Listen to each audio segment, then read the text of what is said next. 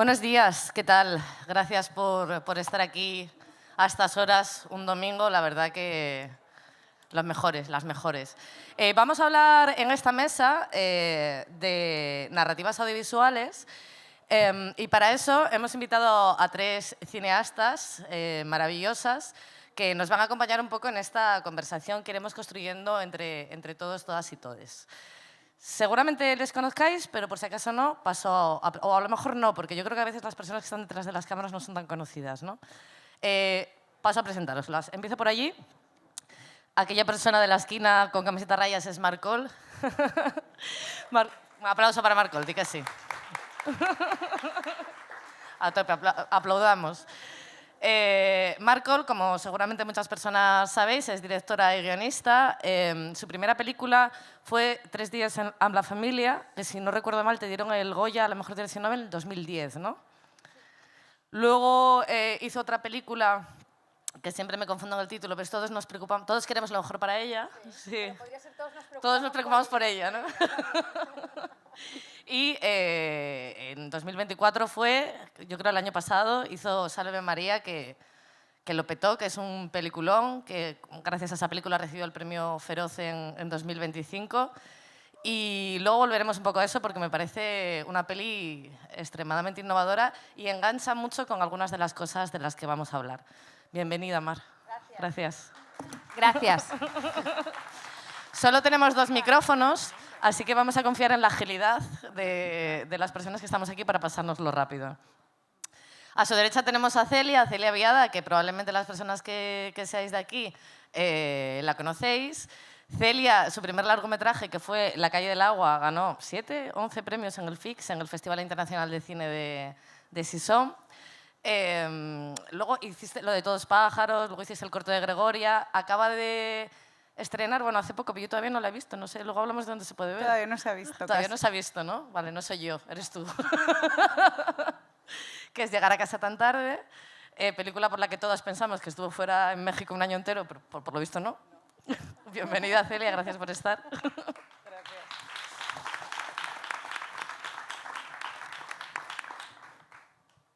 Podemos sacar los abanicos, ¿eh? Yo estoy empezando ya a sudar. Y a mi izquierda tengo a Eduard Sola, perdón, que como sabéis, bueno, voy a empezar por lo que a lo mejor no sabéis.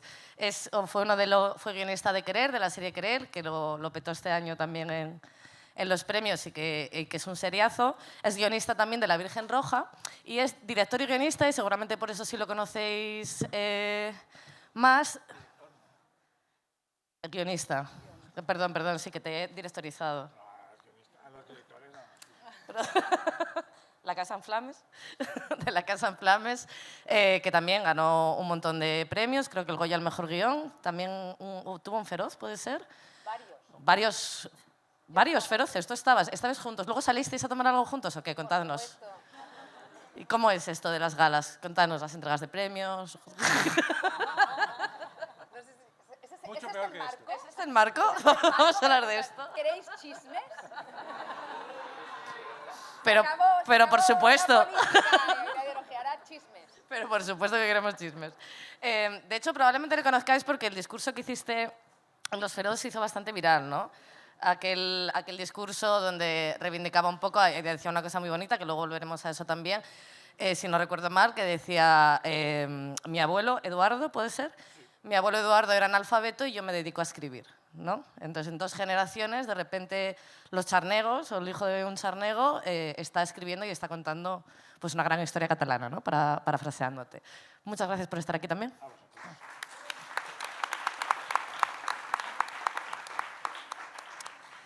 Vale, venía yo hoy pensando, porque claro, la mesa se titula, si no recuerdo mal, El nuevo relato audiovisual, ¿no? No está ahí, no tenemos chuleta, pero creo que es el nuevo relato audiovisual.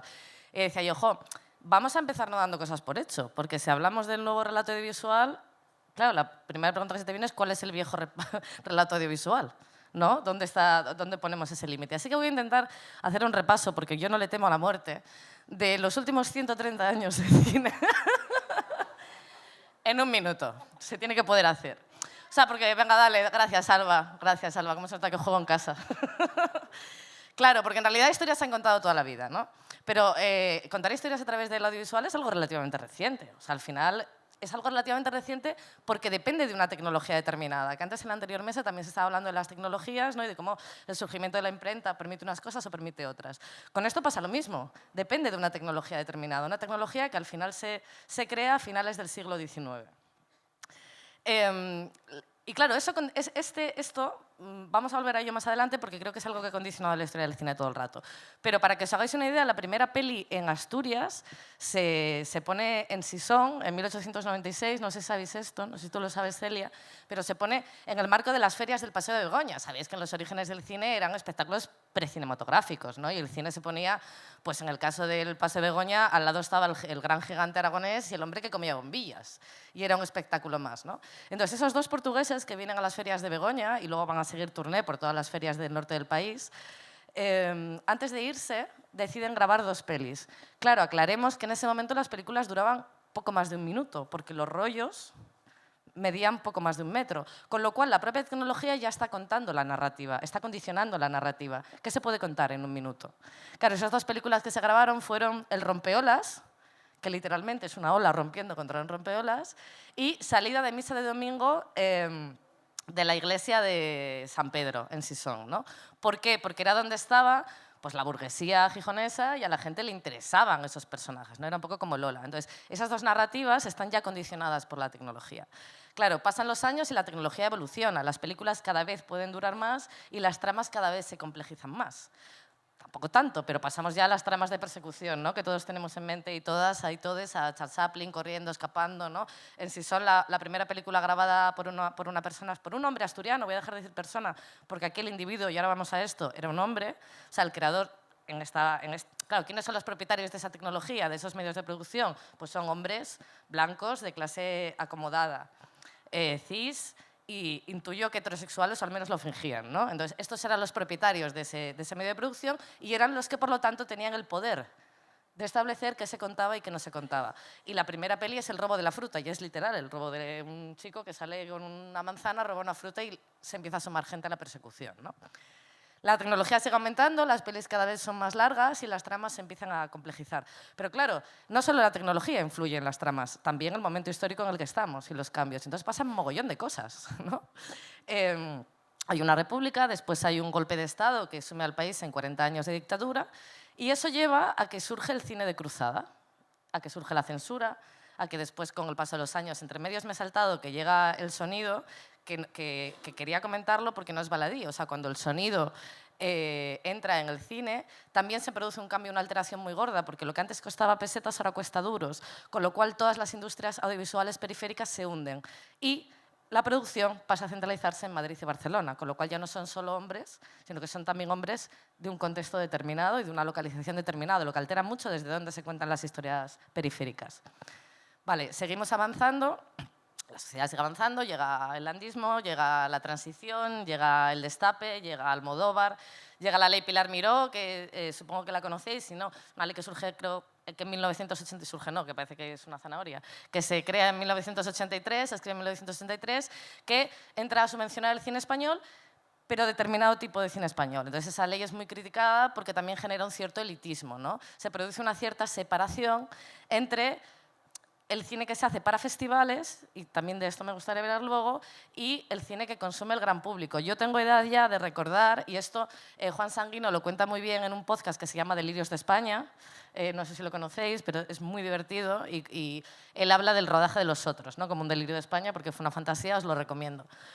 Pero menciona un poco esto, ¿no? Menciona un poco que los que fuimos adolescentes en los 90 recordamos aquello de, no, yo no veo cine español, como si el cine español fuera un género en sí mismo, ¿no?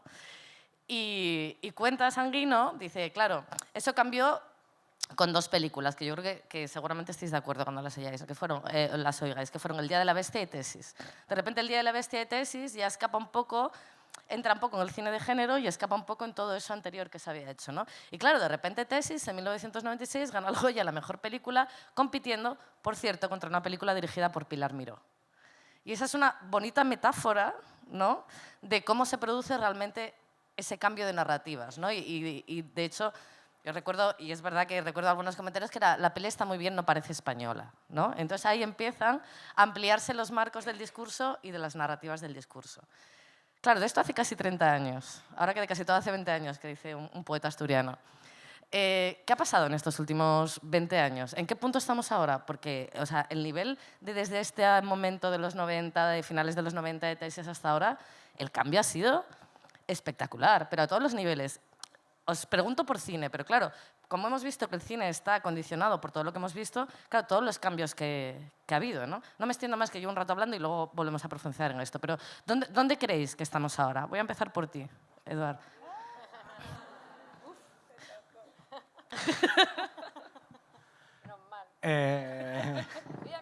Bueno, una lástima porque ahora ya es imposible superar esto.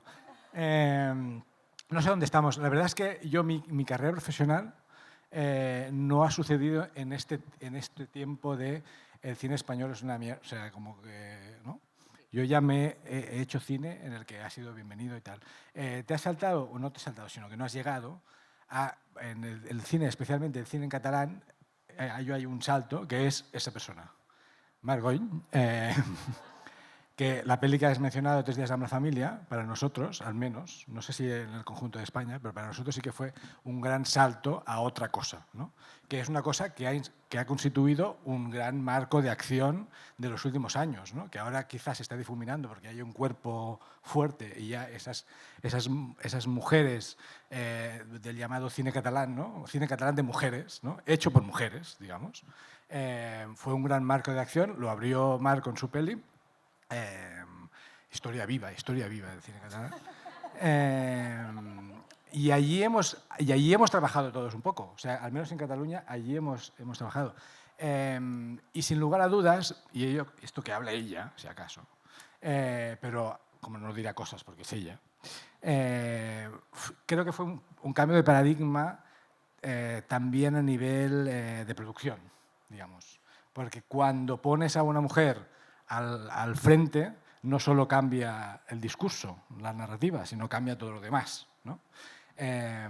Y esto, que empezó con ella, pero con toda una SCAC por detrás, con que las mujeres empezaron a estudiar cine y por lo tanto estaban capacitadas de antes, pero como que estaban ya validadas, al menos con el título en la mano, ¿no? Allí creo que empezó a cambiar todo. Sin lugar a dudas, ya había cambiado, pero allí como que se fue muy visible este cambio. Y me siento muy mal hablando yo de eso, así que voy a pasar el micro por allí. No, Mar, ¿cómo sentiste eso, siendo tú? No, yo voy a completar un poco porque me parece... Han pasado muchas cosas, ¿no? Yo sí empecé. Cuando el cine español se decía, yo creo que se sigue diciendo, yo no veo cine español... Pues solo los fachas. Yo lo he visto esto en las apps de citas, alguno en plan, yo no veo cine español y este no le doy, ¿no? Porque claro, lo he visto hoy, o sea, hoy no, hoy el día de, o sea, a día de hoy. Esto sigue. Cita en Oviedo. No, bueno, en fin, eso es otro tema para otra charla, pero... cosas que han sucedido que han tenido un impacto, por ejemplo, en los últimos 20 años, pues lo que ha dicho Edu, por ejemplo, de las escuelas de cine y de las universidades de audiovisual. Creo que es muy importante, ¿no? SCAC y CAM se fundan a finales de los años 90 y yo pertenezco a esta generación de cineastas formados en escuelas de cine. Las primeras jornadas que empezamos a hacer películas muy jóvenes, nosotros teníamos yo en 3 días con la familia, pero no solo yo, sino la directora de foto, la directora de arte, el director de producción, que era Toni Carrizosa, con 25 añitos. Todos teníamos 26 años, ¿no? Y hacíamos nuestra primera película. Y, por ejemplo, tiene varios impactos, ¿no? Pues que somos una generación formada, muy tecnificada, ¿no? De pronto y con acceso al audiovisual. Bueno, lo que cambia es que además estas escuelas de cine producen películas. Con lo cual no hay que esperar a tener 100 años para hacer películas, porque las van, como ven que en la industria es un coto, digamos, muy cerrado y de difícil acceso, y había una preocupación, pues tanto SCAC, por ejemplo, como Pompeu, que son los dos casos como muy paradigmáticos que conozco yo, pero también ECAM ahora con la incubadora y también ponen en marcha, ¿no?, laboratorios, etc. Pero en ese momento, con que hay una preocupación para hacer que estos alumnos puedan acceder a la industria con cargos de responsabilidad, porque están formados para ser directores de foto y no para ser auxiliar de dirección, ¿no? Puedan hacer sus películas. Y una de las cosas que cambia, por ejemplo, es que las mujeres tienen acceso. ¿Por qué? Porque en las escuelas de cine y las universidades de cine no hay sesgo como hay en la industria, ¿no? En la industria dominada por los hombres tradicionalmente, hay una inercia, ¿no?, que hace que eso se mantenga y que sea muy difícil para las mujeres acceder a estos puestos de responsabilidad. En la escuela de cine hay un sesgo, en la SCAC, por ejemplo, que es el dinero, ¿no?, pero de género no hay. Y tú, por pagar tu matrícula, tienes acceso a hacer los mismos cortos, seas hombre o seas mujer. Entonces, de golpe hay como un montón de mujeres que tienen una cosa que se llama bobina de cortos, material rodado, ¿no? Y con eso tienen un aval, ¿no? Y además pues, estas escuelas conocen a sus alumnos y confían en los alumnos. En ese caso, muchas mujeres, muchísimas películas, tanto las de la Pompeu como las de las SCAC, que son las que conozco, están dirigidas por mujeres, por lo que sea, a lo mejor están como más maduras y más preparadas con 25 años que los hombres, que todavía están cazando a veces un poco mariposas.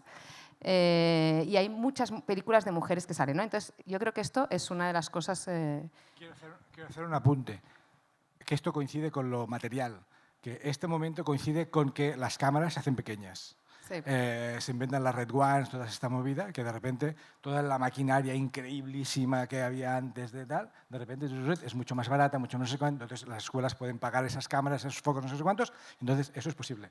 Y otro apunte, que es que todo esto, esta cosa como milagrosa que sucedió en este tiempo, ya se ha ido a la mierda. Entre otras cosas porque a día de hoy yo no... O sea, yo soy hijo de SCAC, ¿no? Y a día de hoy no me podría pagar la matrícula de SCAC, ¿no? O sea, como toda esa cosa buena y tal, que con mucho esfuerzo también y becas, y yo creo que a día de hoy no sería posible, porque la demanda es tan alta que obviamente el mercado... Hay un 25% de becas, creo, algo así. Todo bien, la voluntad es buena, pero en cualquier caso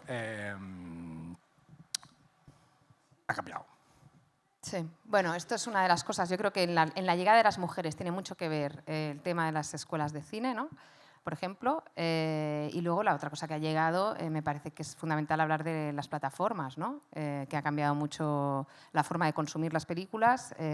Cuando yo empecé a hacer películas todavía había gente que iba al cine, ya se quejaban muchísimo los exhibidores, ya eran vacas flacas, pero si la comparas con cómo consumimos ahora las películas, que tiene muchísimas cosas buenas, ¿no?, porque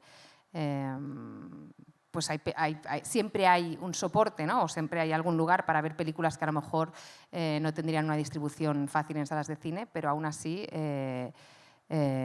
bueno, de pronto las plataformas, las platamorfas, me gusta también un poco,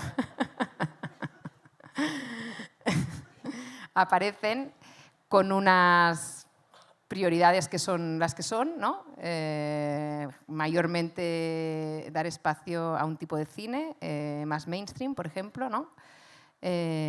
Y bueno, pues cambia incluso Yo veo, por ejemplo, y cómo las salas de cine se adaptan, ¿no?, a esa competición. Es interesante. Yo veo a día de hoy la cartelera que hay en Barcelona y considero que es infinitamente... Mi hijo se ha caído. Y considero que es infinitamente más pobre... Una pausa. Está entero. Es un teaser de Salve María, si no lo habéis visto.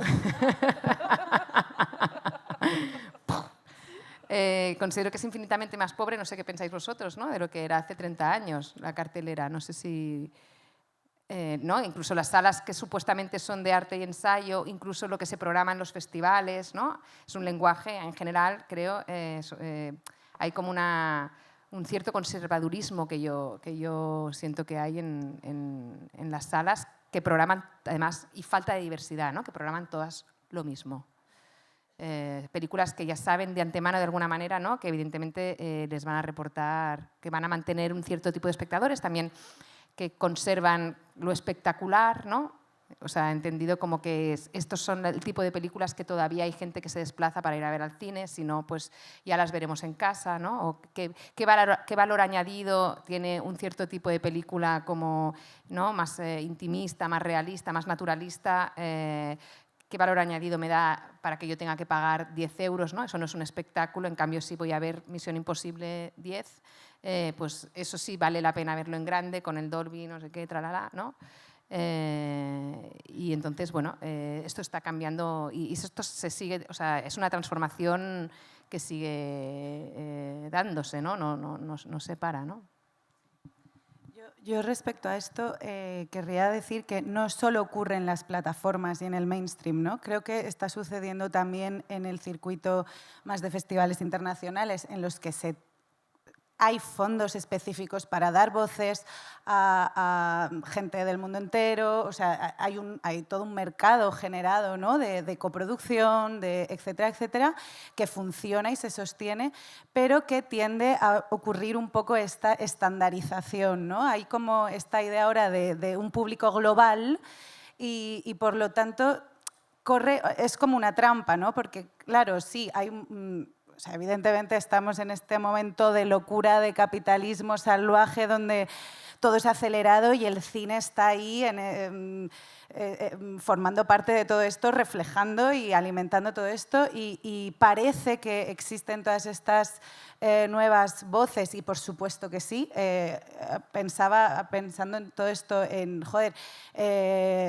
Cannes este año, en una de las secciones, en ACID, ¿no? Llegó una película de una chica palestina que fue asesinada al poco tiempo, ¿no? Fátima Hassouna. O sea, tenemos acceso a eso y a la vez el peligro es esa tendencia a estandarizar, a que ciertas cosas son un poco locales, ¿no? Y entonces para este festival, o sea, como que igual antes había un poco más de riesgo en los festivales, esta es mi sensación, como que ahora hay a eso. Y luego quería mencionar algo que no habéis mencionado y me sorprende, pero añado, en dónde estamos ahora. Creo que claramente el punto de inflexión también importante es el Me Too, ¿no? Estamos en un momento post-Me Too que ha sacudido y ha hecho temblar y desquebrajarse muchas de las cosas de lo que es el cine, ¿no? Construido, como digo, de la mano del capitalismo y sobre un patriarcado. Y ahí está todo eso, lo que decía también Eduard, transformando no solo las narrativas, sino las maneras de hacer las películas,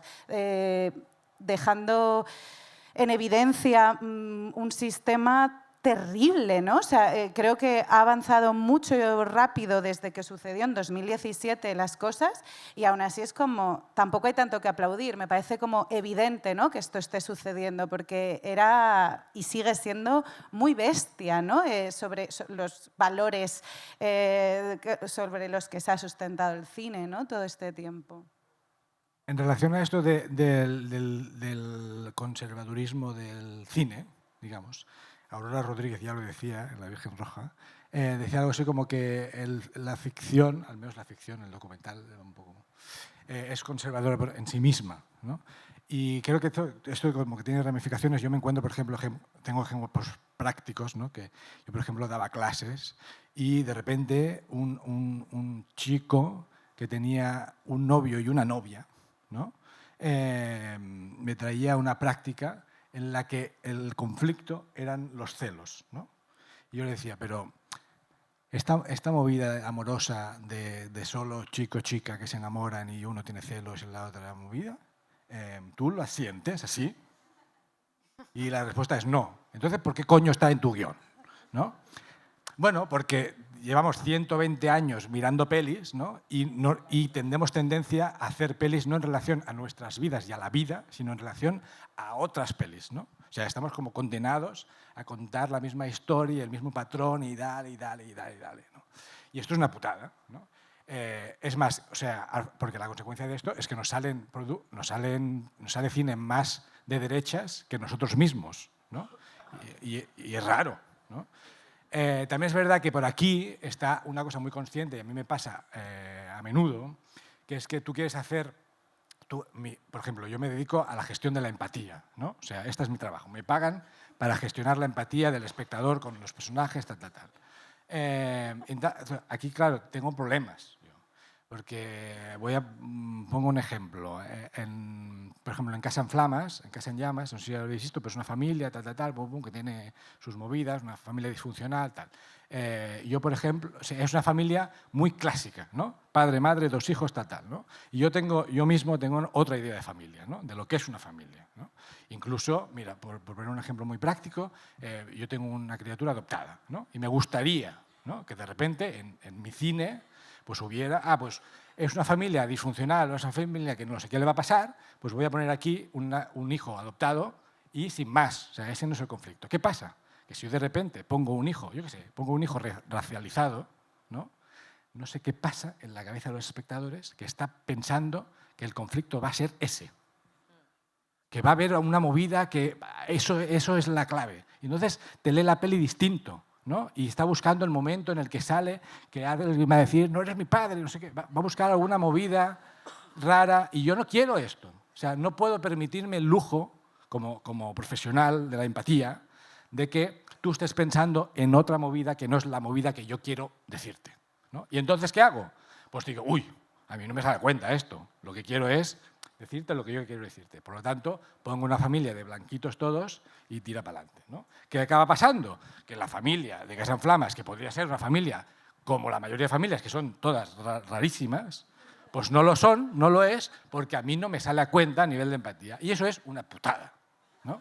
¿Y quién es responsable? O sea, porque también yo, por ejemplo, que como vosotros alguna vez he dado clases a gente muy joven y veo también esa falta de riesgo ya desde con 20 años, ¿no? En plan, no, es que tengo que, o sea, cómo contar las historias o esa idea como de querer llegar a Cannes con tu primer corto, ¿no? Que está esparciéndose en todos lados, ¿no? Y como ese conservadurismo o ese miedo, ese tal a hacer las cosas diferentes y tampoco se puede hacerlas diferentes. O sea, como que parece que ahora hay o sea, si antes hacías una breve historia del cine, si tú miras películas de los años 40, 50, que te revientan la cabeza, ¿sabes?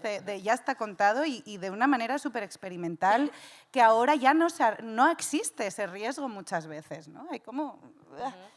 no sé. Pero con esto que decís, por ejemplo, o sea, la pregunta que se me viene es cómo se consigue, ¿no? Y estaba pensando o sea, llevándolo a terrenos que conozco mejor y que hemos manejado también varios años en esta escuela. En el caso de las figuras LGTBIQ+, aquí en Avilés también tenemos un festival LGTB que es de todos los años y hablamos mucho de este tema.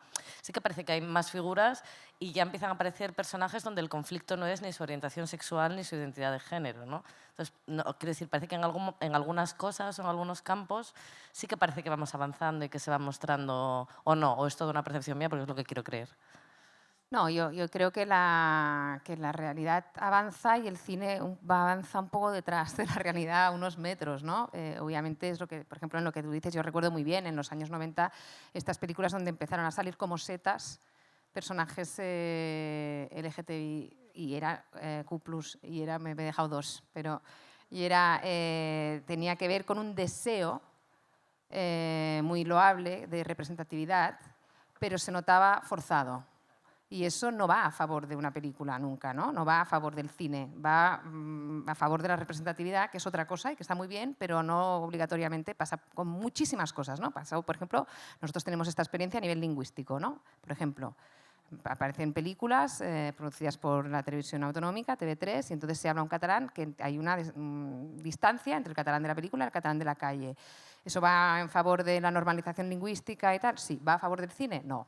Tampoco, ¿no? La ficción no se debe a una serie de cosas, se debe a sí misma, ¿no? A ser una expresión honesta. Y ahí es donde voy, ¿no? Me parece que yo veo que muchos alumnos, por ejemplo, o gente que empieza, o yo misma, me siento a veces...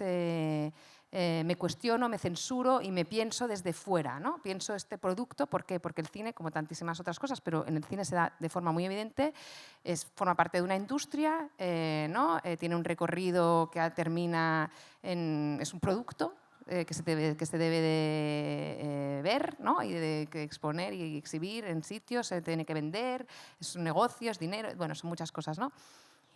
Incluso los festivales, ¿no? Tienen como tendencias, tienen curadores, seleccionadores que van... Entonces, como cineasta, es inevitable, y eso forma parte del cine, y siempre ha formado parte del cine, y hay que abrazarlo seguramente, pero es inevitable la idea de estrategia. Pero eso tampoco va a favor del cine, forma parte de él, y seguramente las grandes películas que amamos, yo que sé, la que sea, tiene eso también.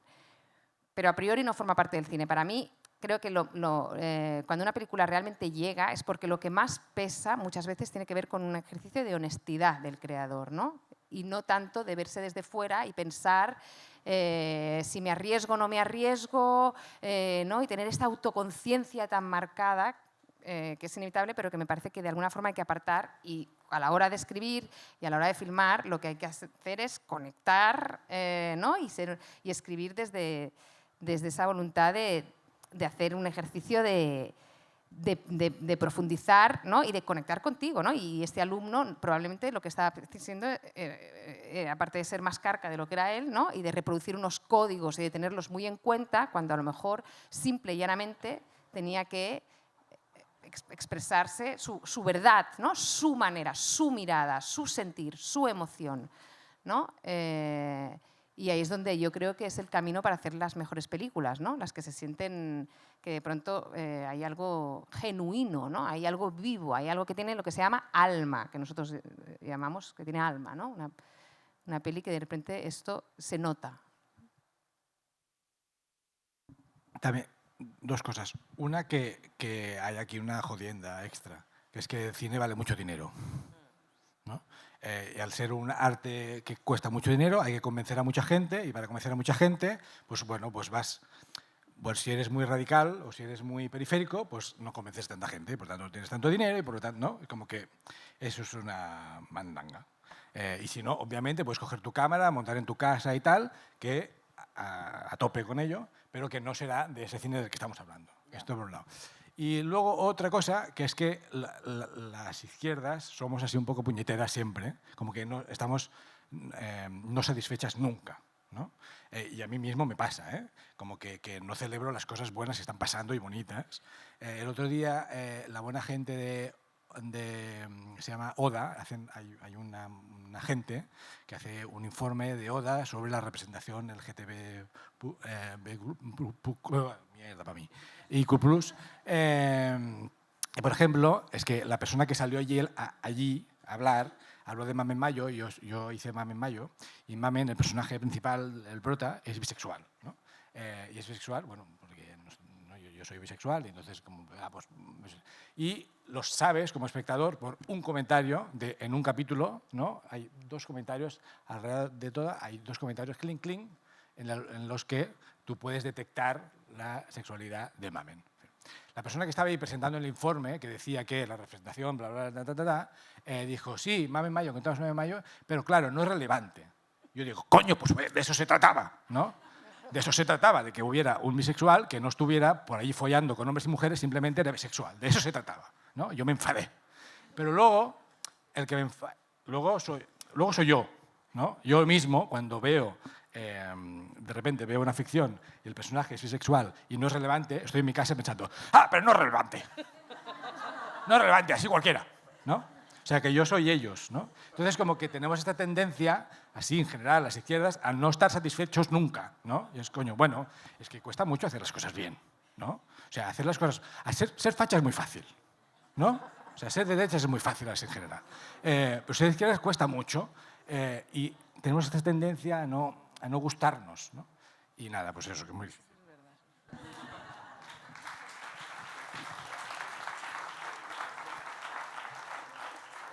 Aquí en general en esta sala nos gustamos muchísimo, somos muy de gustarnos, o sea, nos celebramos un montón, pero sí, tienes toda la razón. Con esto que decís, vamos a volver un momento a los propietarios de los medios de producción, ¿no? O sea, al final... Claro, en realidad, o sea, estáis hablando como de varias partes, ¿no? Primero, de quién pone el dinero, quienes ponen los dineros, que no quieren correr determinados riesgos porque es un negocio, porque es una empresa, ¿no? Y ahí hablamos pues eso, de consumir productos audiovisuales, del producto y tal, y por otro lado un público. Y está muy interrelacionado, porque al final es como el que pone el dinero no quiere arriesgarse a hacer algo que no va a ver el público, o sea, que no va a traerle de vuelta ese dinero, ¿no? Y a la vez, claro, hay un ejercicio también de casi psicología, ¿no? De decir, pues eso, ¿no? Gestión de la empatía. ¿Qué quiere el público? ¿Qué está preparado para ver el público? ¿Qué no está preparado para ver? ¿Qué todo esto, ¿no? Y al final me parece que todo eso se interrelaciona, claro, de una manera muy compleja y por lo que os estoy entendiendo también, claro, provoca muchas veces autocensura y a veces el no saber cuándo puedes tirar o cuándo no puedes tirar, ¿no? Bueno, además es que se está educando, o sea, esto tiene su máxima expresión para mí en el momento de elaborar el tráiler y el póster. Y entonces entra el marketing. Y entonces es cuando te das cuenta que está asumido que el público es idiota, ¿no? Que a veces sí, también el público... Yo no lo sé, porque yo me siento absolutamente incapaz de vender una película y yo simplemente observo este proceso con una enorme frustración y pena, pero no digo nada, porque pienso, a ellos a lo mejor les sale mal, a ti seguro que te saldría peor, ¿no? Si fueran con tu póster. Pero ahí es donde, por ejemplo, veo que se apodera el espíritu más conservador del mundo. Todas las decisiones que se toman es 3 puntos ¿no? más conservador todavía que lo que te podías esperar, ¿no? Y de pronto te ves con un cartel que no ofende a nadie, pero que engloba a todos, pero que abre la película, pero que no dice nada, pero que la letra no es ni muy, ni tan, el tráiler tampoco cuidado. Entonces es como... Bueno, o sea, entonces, ¿qué pasa? Que esta es un poco la sensación que da, y si lo pasamos, ¿no? Si luego del tráiler pensamos que las películas también de alguna manera pasan por esa autocensura, ¿no? De los propios creadores o de toda la industria, vamos como para atrás, ¿no? O sea, en lugar de ir para adelante, cada vez las películas son menos, ¿no? más formulaicas, menos ofensivas, porque supuestamente son más abiertas, ¿no? Y esto para mí es un problema, ¿no? Porque, y cuando hablaba antes de lo que se exhibe, ¿no? Claro, si tú no tienes acceso a un determinado tipo de cine, ¿no? No tienes acceso a... Cuando este cine llegue, si algún día te topas con una película hecha de otra manera y que más radical en sus planteamientos formales, más radical, más original, más lo que sea, va a ser más difícil que la disfrutes, porque el gusto, evidentemente, que se educa, ¿no? Y entonces, si una generación entera ha crecido exclusivamente viendo televisión, viendo lo que se programa en las plataformas o viendo lo que se programa ahora en las salas de cine, que, como decía, ahora programan en el Renoir y en el Verdi Misión Imposible en inglés. Esta es la gran apuesta, que es que sigue siendo versión original, pero ponen... Entonces, es muy difícil que este público pueda luego abrirse a otro tipo de narrativas que al final son revolucionarias en sí mismas, ¿no? O sea, no es a veces solamente el hecho de que haya una representatividad de ciertos colectivos, ¿no? Sino que a veces lo que es realmente interesante pasa también por replantear el propio lenguaje cinematográfico, ¿no? Y esto es lo que cuesta más, o lo que me parece más... una tarea más pendiente incluso. Pero, por ejemplo, tú lo conseguiste, ¿no? Con Salve María. O sea, bueno. Quiero decir, o sea, al final es una peli que habla de un tema del que nunca se había hablado, yo creo, además de una manera muy innovadora, o sea, convirtiéndola además... o sea, que sea un thriller la película me parece brillante. O sea, al final, para quienes no la hayáis visto, pues al final es una peli que está basada, el libro, si no recuerdo mal, se llama Las maternidades, ¿no? Las madres, ¿no? De Las Katy madres, Saguier. no, sí, sí. Pues eso, ¿no? Sobre esto de... Me recordaba un poco a un libro de ensayo que salió hace como 15 años de una chica muy joven, no me acuerdo del nombre, que sacó un libro recopilando testimonios de mujeres que habían tenido hijos o hijas o hijas y se habían arrepentido, Sí. ¿no? Porque era... Sí, yo no recuerdo cómo se llamaba el libro. No, Las abandonadoras es otro más reciente. Yo sí recuerdo un libro Sí, porque me acuerdo que se salió un artículo sobre este libro y me chocó tanto. Claro. Porque sí, eso hace 15, 20 años y yo Sí, pensé, sí. ¡ay, madres que se arrepienten y lo dicen! Sí. ¿Quién es esa gente? Horrible. Sí. La verdad. Creo que solo momento nos pensé, enteramos... ¿no? Sí. Hace falta arrepentirse, ¿no? Con niños ya de 12, 13 años, ¿no? Y luego un juicio sobre ellas que pensé, son el mal, ¿no? Y mira, creo que solo nos enteramos tú y yo de pero aquella entrevista.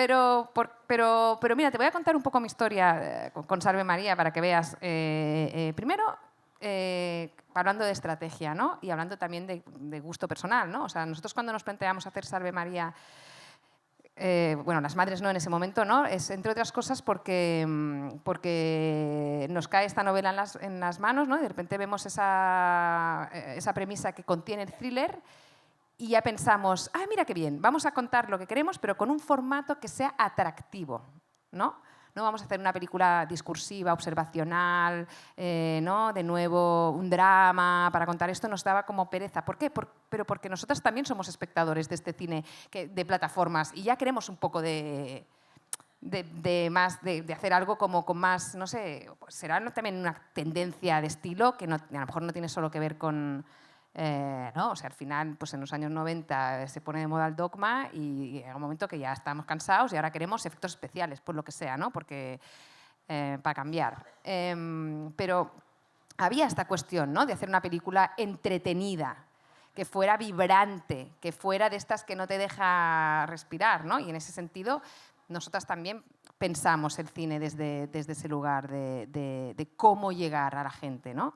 Y sin embargo, ¿no? Hacemos esta película que no deja de ser, de todas maneras, aunque intentemos que sea una película que yo le llamé trepidante, le decía a una amiga, es que yo no entiendo lo que ha pasado, porque para mí es trepidante.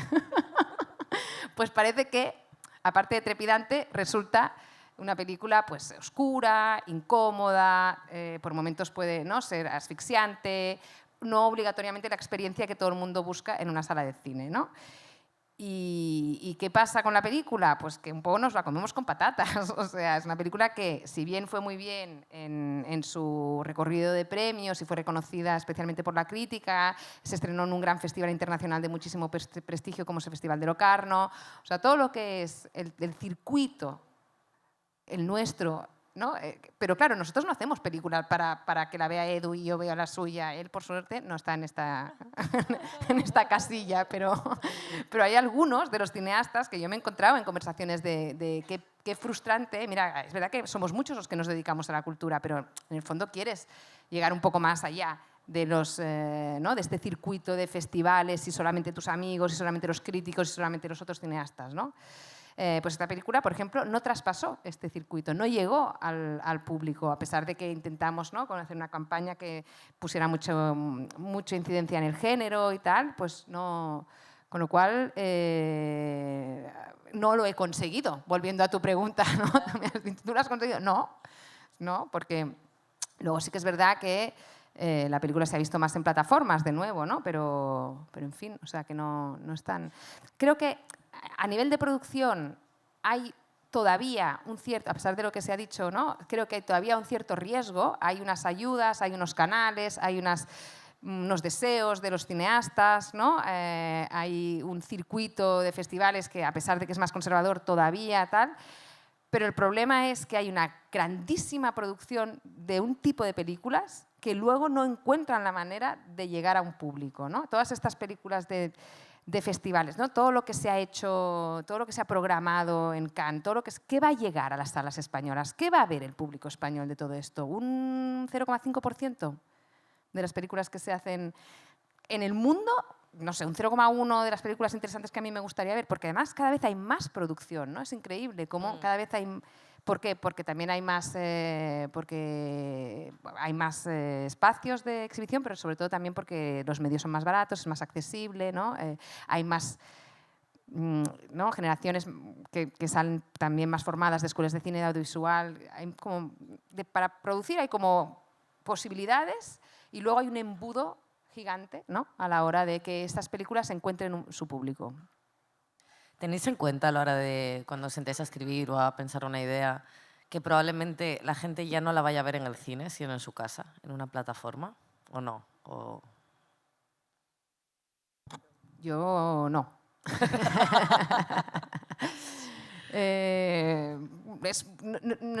No cambio nada, lo sé, es algo que lo tengo asumido, pero no es algo que vaya a cambiar mi forma de escribir a pesar de todo. el hecho de que yo sea una persona que ahora consuma mucho audiovisual en casa, sin duda hace que de alguna manera a la hora de filmar esto, o sea, tenga un impacto también a nivel inconsciente. No todo lo que sucede cuando coges ¿no? Cuando te pones a escribir o cuando te pones a filmar pasa obligatoriamente ¿no? por la conciencia, pero seguro que pues, cuando quiero hacer una película trepidante es porque cuando estoy en casa viendo películas ya no me pongo la que me voy a sobar, me pongo solo las trepidantes, ¿no? Entonces seguramente hace que consuma más un tipo de cine y eso hace que eso tenga un impacto en mi forma de escribir, ¿no?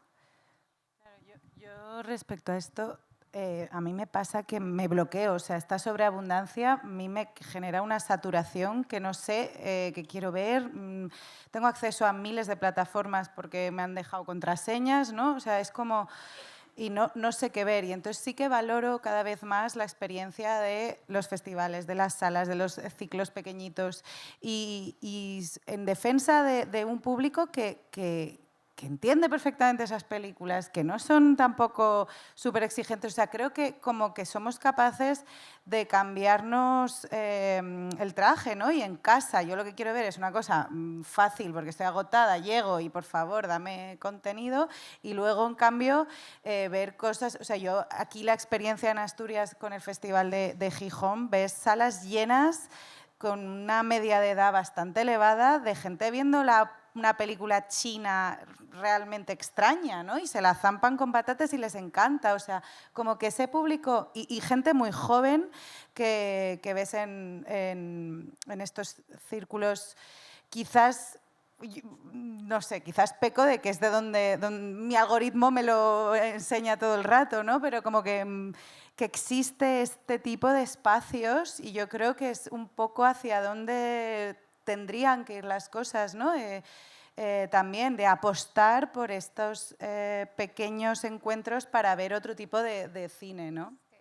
Lo que sucede es que estos espacios no son suficientemente amplios para financiar, una, o sea, para ¿no? que compense lo que cuesta, como decía antes Edu, una película.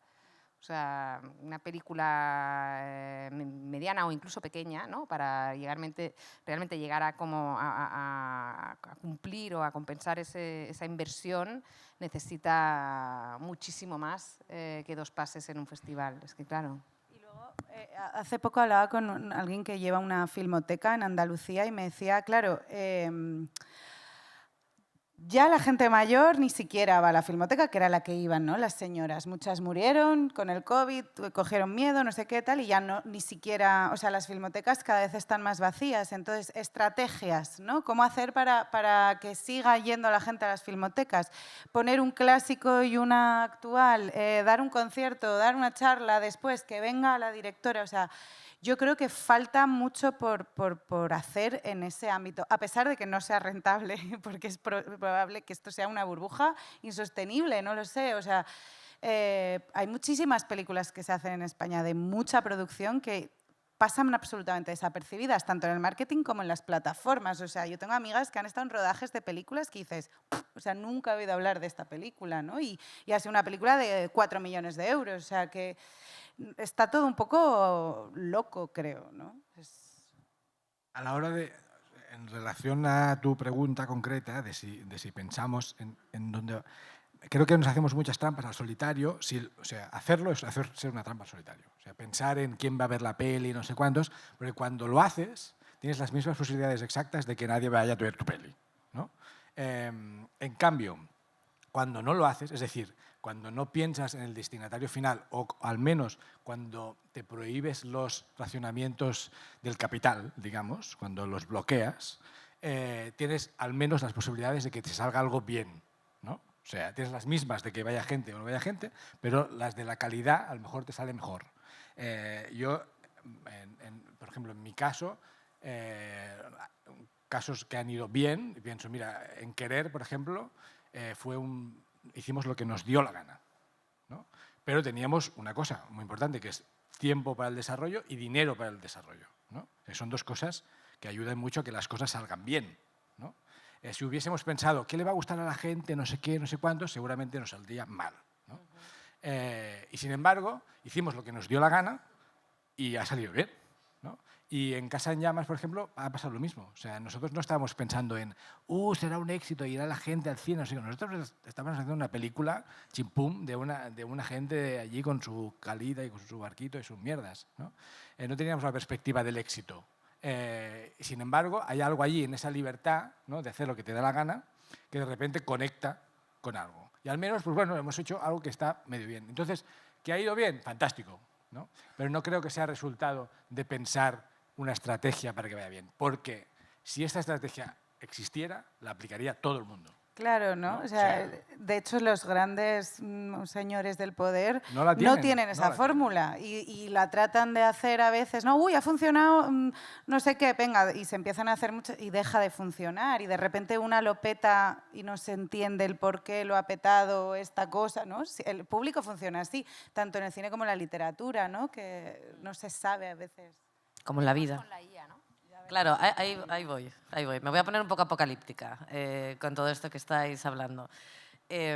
Claro, recojo algunas de las cosas que habéis dicho. O sea, yo creo que sí que es evidente que tiene que haber más apoyo, no porque vaya a ser rentable, sino porque bueno, al final no deja de ser un arte, ¿no? Y tiene sentido que se fomente la presencialidad, que haya salas de cine, que puedas hablar con los autores, con las autoras, con las creadoras y puedas alfabetizarte audiovisualmente también, ¿no? Porque es una responsabilidad también de los momentos en los que vivimos. Pero claro, ahora estáis compitiendo precisamente, y también lo comentaba Celia, ¿no? El rollo de entro a la plataforma, tengo 20.000 movidas, estoy agotada, igual apago, ¿no? Y me leo un libro porque es que no quiero que me lo seleccionen, ¿no? Quiero que alguien me diga lo que ver. O estás luchando contra esa sobreinformación, también contra un algoritmo que determina lo que se pone en portada y lo que no, o sea, porque yo a veces, ¿no?, entras en Filming y pones pues o la que sea y pones lo que está en portada, ¿no?, para no tal, pues lo que acaba de salir, lo que tal, no sé cuánto. Estás luchando contra eso también y contra unos hábitos de consumo que son nuevos, ¿no? Sabéis, por ejemplo, vamos a ampliar un poco el sujeto de estudio, que muchas personas jóvenes tienden a ver las películas y las series al doble de velocidad. ¿Sabíais esto? Sí, ¿no? La gente más joven dice, sí, como claro. Yo solo los mensajes de WhatsApp. Va saliendo. Todos. Claro, entonces, esto entronca, se ha generado debate en la sala, entre los que sí y los que no. Esto entronca... Hay gente que está confesando. Bueno, sí, no, yo lo hago y qué tal. Pasa? Lo vi con... esto entronca al final con un cambio sociológico muy fuerte, ¿no?, que estamos viviendo también en la última... A ver, volved conmigo. Yo luego lo comentamos, luego hacemos una mesa sobre esto. A un cambio que estamos viviendo en los últimos años. Esta mañana en la mesa anterior se hablaba también de redes sociales. O sea, las redes sociales fueron maravillosas y dramáticas al mismo tiempo, ¿no? Y generaron una democratización muy fuerte y al final una alteración a todos los niveles muy gorda, también neurológico. Claro, creo que aquí estamos probablemente... tenemos edades más arriba, más abajo, Celia es un poco más joven, pero probablemente la última generación que creció sin acceso, o sea, que creció sin redes sociales. O sea, que no teníamos móvil, no teníamos Instagram, no teníamos TikTok, no teníamos ni mucho menos inteligencia artificial, ¿no? Pero claro, ahora ya estamos con una serie de generaciones pues, que se han criado, o algunos os habéis criado, dentro de esas tecnologías. Y eso ha generado cambios incluso a nivel neurológico, ¿no? De la capacidad de atención, la capacidad de poder estar determinado tiempo viendo tal, los estímulos, y eso yo creo que está afectando también al mundo del cine, ¿no? Parece que no hay un plano que dure más de X tiempo, o que todo tiene que ir muy rápido, o que tiene que haber muchos estímulos, y aún así lo están viendo al doble velocidad. Entonces, claro, ¿hacia dónde vamos con esto, no? ¿O cómo lo corregimos? Os estoy haciendo preguntas dificilísimas, lo siento. Sí. Tú tens clar, tens clar. Discrepo de esta actitud apocalíptica un poco. Porque es peligrosa, me parece, porque tendemos, yo el primero, todo bien, a decir, los jóvenes todo mal, nosotros todo bien. Oye, no. Nosotros todo mal, todo mal, ¿no? Pero como que todo va peor. Y es como, bueno, no sé, éramos tontos también, no pasa nada, ¿no? Y a mí me da la sensación de que también pecamos de esta cosa como de el pasado fue mejor, ¿no? Y esta idea de que lo de antes, vivir sin redes, era mejor, pues no sé, pues para mi tía mi tía allí que está en el pueblo, que está en el grupo de el WhatsApp de la familia, increíble, que está conectada y antes se sentía muy sola y ahora tiene el grupo de WhatsApp de la familia y es verdad. La familia no es eso, la familia no es un grupo de WhatsApp, no sé cuántos, pero ella está mejor con el puto grupo de WhatsApp, ¿no? Pero entonces digo, bueno, pues relativicemos un poco esta demonización de esta movida. Esto por un lado. Y por otro, diré que esto, hostia, pasan a por dos esta movida. Y yo también digo, me cago en la leche, todo el esfuerzo, ¿no? Me paso 2 años haciendo algo y luego lo pasan por 2, ¿no? Joder. Pero tiene cierto sentido en el que lo que no se ha perdido por el camino de este consumo por 2 es que lo importante no es el propio consumo, sino es el comentarlo después. O sea, si tú lo pasas por 2 es porque, bueno, te la suda un poco y porque lo quieres haber consumido, ¿no? Y esto no solo... Esto es importante, ¿no? Porque podríamos estar en un mundo en el que a la gente se la sudase también haberlo consumido. Y sin embargo, están hablando de eso, ¿no? Por lo tanto, claro, también es verdad que yo soy guionista y estoy un poco... pues, ¿no? Como que, porque a por 2 lo que queda es la historia. Los actores no están tan contentos, fíjate, ¿no? Fíjate. O sea, ¿no? Fíjate. Pero esto lo que quería decir es que esto nos carga de responsabilidad, ¿no? Porque consumen el doble de milongas, ¿no? Y esto nos carga de responsabilidad porque si esa milonga que producen, que consumen por 2, es una milonga, voy a hablar en plata, pero fascista, ¿no? Pues ellos van a consumir el fascismo por 2, ¿no?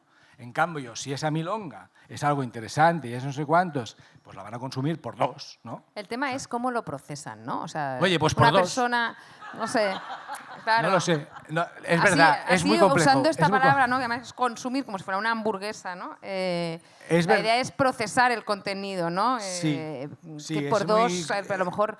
no yo se tampoco puede a creo veces. que sea tan habitual esto, ¿no? Me parece que a lo mejor esto es más un mito, ¿no? Son Bueno, muy no sé. heavy, ¿eh? No. No, porque los WhatsApp, los por 2... Los WhatsApps por 2 lo WhatsApp hacemos. yo también. Pues ellos yo hacen también. esto. Pero estos bueno, hacen esto. soy capaz de procesarlos por 2, creo. Pues ellos también lo piensan. Ellos ven su serie y tal, y yo me ha costado mucho escribir la serie 1,5, y tal. 1,5. Y ellos, pam, 1,5. Pues venga, se la cascan y para adentro, ¿no? O sea, como que... A mí lo que me preocupa es interesante. tanta prisa, ¿no? O sea, ¿por qué tanta prisa? ¿Por qué vamos tan rápido? La sobreabundancia también lo que genera es que necesitas saberlo todo, ¿no? O sea, y como... ¿Has visto la última serie y la peli de Marcol y la otra? ¿Y cómo no has visto esto, no? O sea, como que también hay... ¡Oh, Dios mío, tengo que saber! Y si no, no, hay como... ¿Esta gente que está tan interesada son los que lo ven por 2 o los que les Por un lado hay esto... ¿no? O sea, me da la sensación de que los que lo ven por 2 más bien no es porque hay un interés genuino de estar al día, sino Ya. simplemente porque quieren lobotomizarse el cerebro, desconectar la máquina y quedarse... En favor de los actores y- y los guionistas en no el sé, por dos. ¿o sí? ¿O qué? No. Estar el día.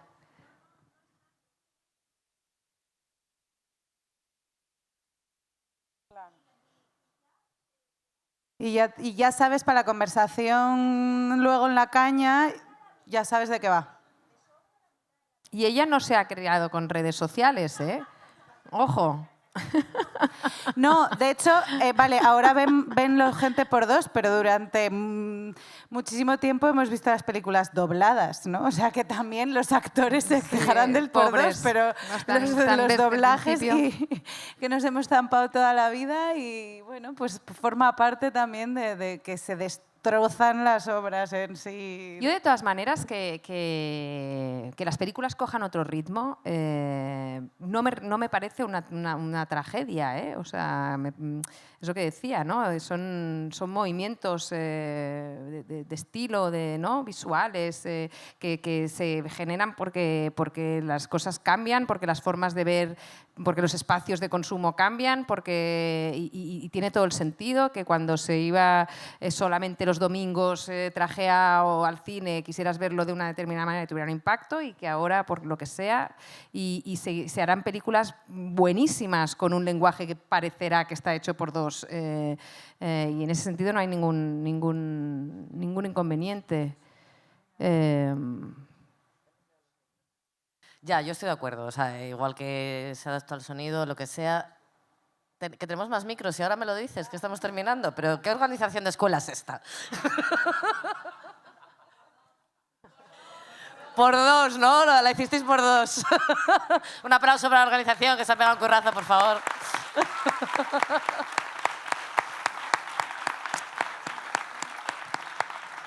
Bien, hemos abierto maliciosamente un montón de debates que voy a cerrar porque no quiero que nos vayamos sin hablar de un tema que hemos estado sobrevolando todo el rato, pero que al final no hemos llegado a profundizar.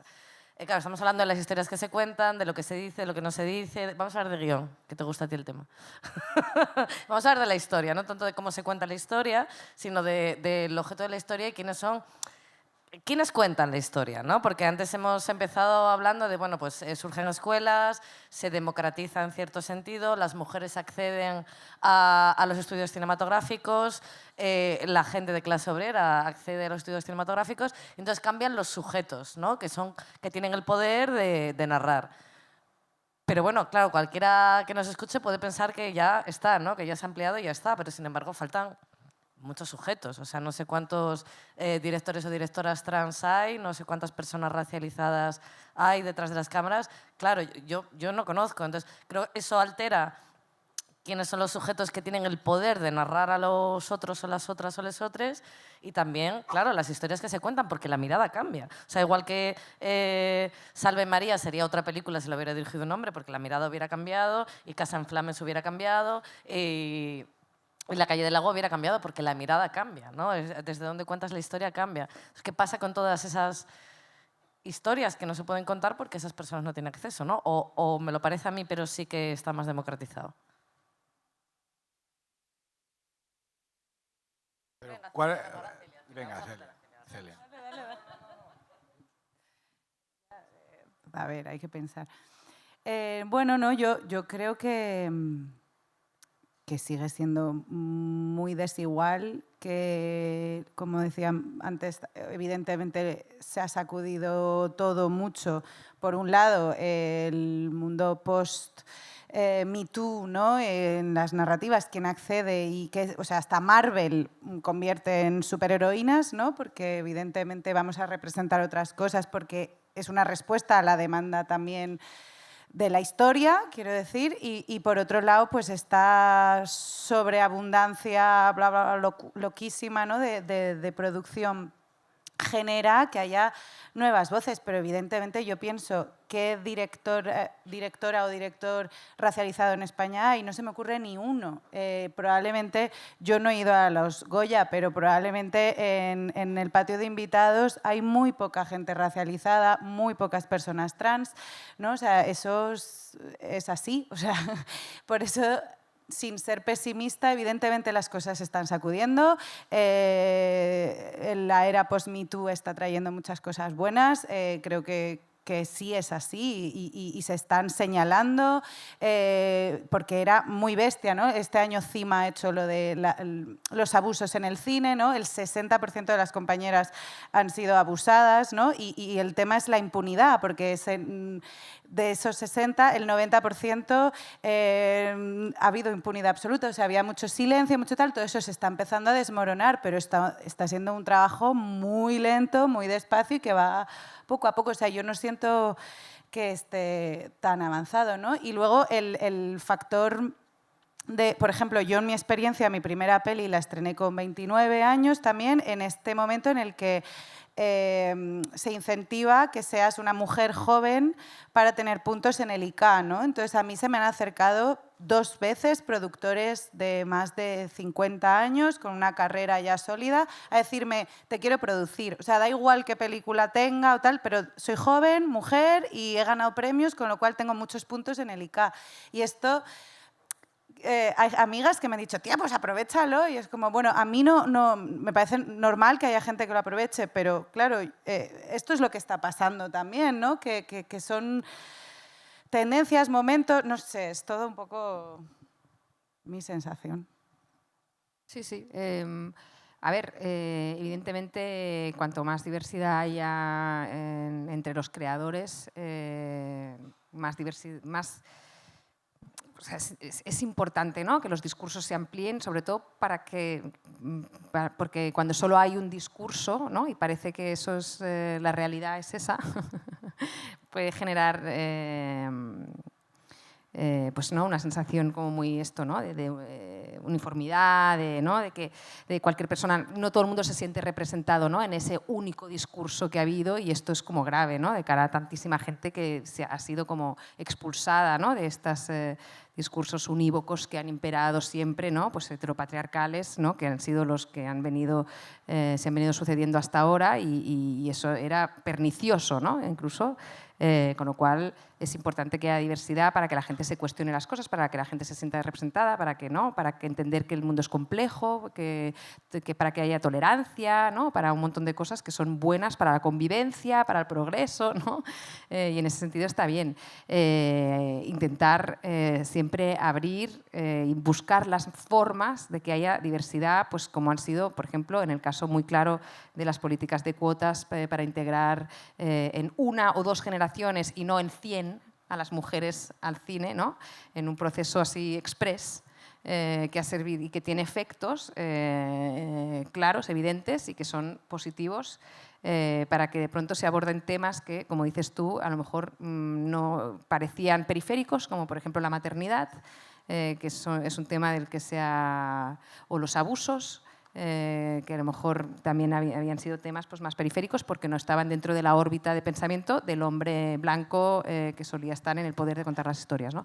De todas maneras, sí que pienso que cuando resulta problemático cuando hay un tema o yo desconfío mucho de las películas que están hechas desde la agenda, ¿no?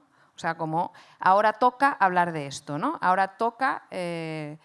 o sea, una cosa es que los creadores sean, ¿no?, la fuente de los que cuentan historias, haya diversidad y en un ejercicio de honestidad, esta persona, este alumno bisexual de Edu, si en lugar de autocensurarse y se conecta con él y llega a él, sin que nadie le haya dicho absolutamente nada de qué es lo que tiene que escribir o qué es lo que tiene que hacer, el día de mañana, cuando él haga una película, al ser bisexual, pues se situará, verá el mundo no solo, y aparte que yo quería decir que también a veces, claro, o sea, yo soy mujer de pronto, ¿no? Cuando hago una película soy la mujer que hace una película.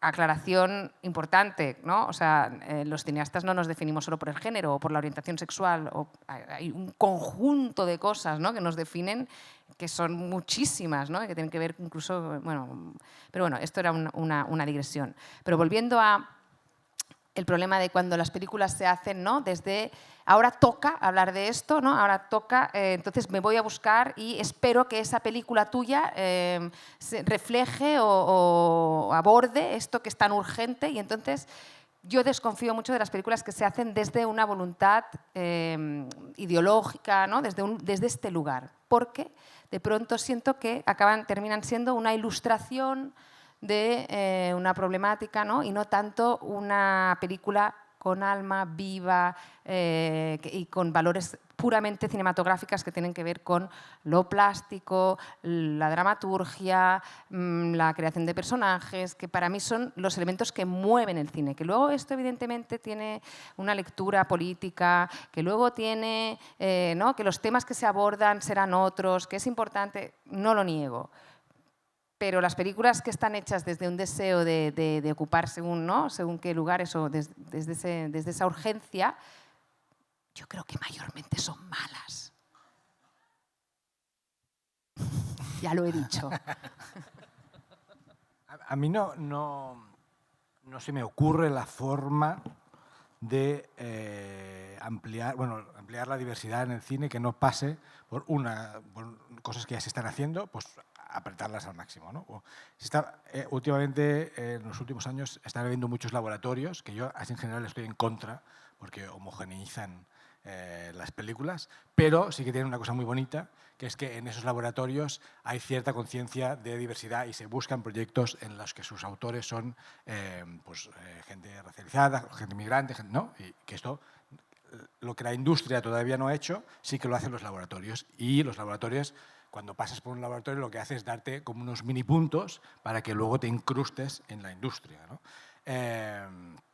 ¿Qué pasa? Que al final la industria, y hablo ya casi de dinero privado, que lo privado y lo público ya hablamos otro día, pero claro, no se le puede exigir al dinero privado que sea todo lo diverso que a nosotros nos gustaría, ¿no? Entonces, el dinero privado lo que busca es la constatación de la calidad, ¿no? O la experiencia. O no, yo si te doy mi dinero, necesito que tú a cambio tengas una serie de puntos o una serie de experiencia que me dé a mí la sensación de que estoy invirtiendo bien este dinero, digamos, ¿no? Claro, y los laboratorios lo que dan son estos puntitos, ¿no? Que consolidan a la gente. Por otro lado, está el tema de las cuotas, que yo como hombre lo vivo muy a mi alrededor, son todo un tema, ¿no? O sea, yo me harto de recibir llamadas de este tipo, que son la llamada contraria que la que debería recibir, que es, oye, necesitamos una guionista mujer, ¿no? Dime nombres de guionistas mujeres, ¿no? Y yo ahí ya tengo mi listita, ¿no? Y les doy esto, ¿no? Y esto, entre los hombres, así en general, entre los hombres normal, los hombres, gilipollas de toda la vida, causa cierto malestar, ¿no?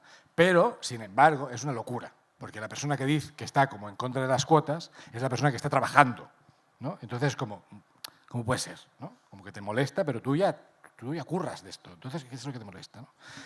Sin embargo, estas cuotas de hoy en día, que creo que hay un consenso que han sido válidas, o sea, como que a lo largo de los años han consolidado toda una generación de mujeres que si no fuera por estas cuotas no estarían donde están, ¿no?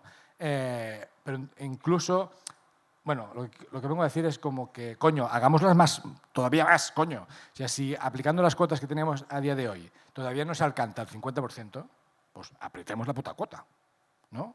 O sea, si estamos no, el 50% tiene que ser no sé cuánto, pero al final, luego, el cine que se hace no pasa el 38%. Hablo, por ejemplo, de los guionistas. No pasa el 32%. El 32% de guionistas son mujeres, ¿no? Coño, pon la cuota al 70% y a ver si se llega al 50%, ¿no? O sea, como yo soy a muerte. ¿Por qué? Porque al otro lado está la otra movida, que es la industria, que es el dinero, ¿no? Que ya contrarresta la cuota. Y yo entiendo perfectamente el malestar que esto causa en las mujeres que son parte de la cuota. Lo entiendo perfecto, ¿no?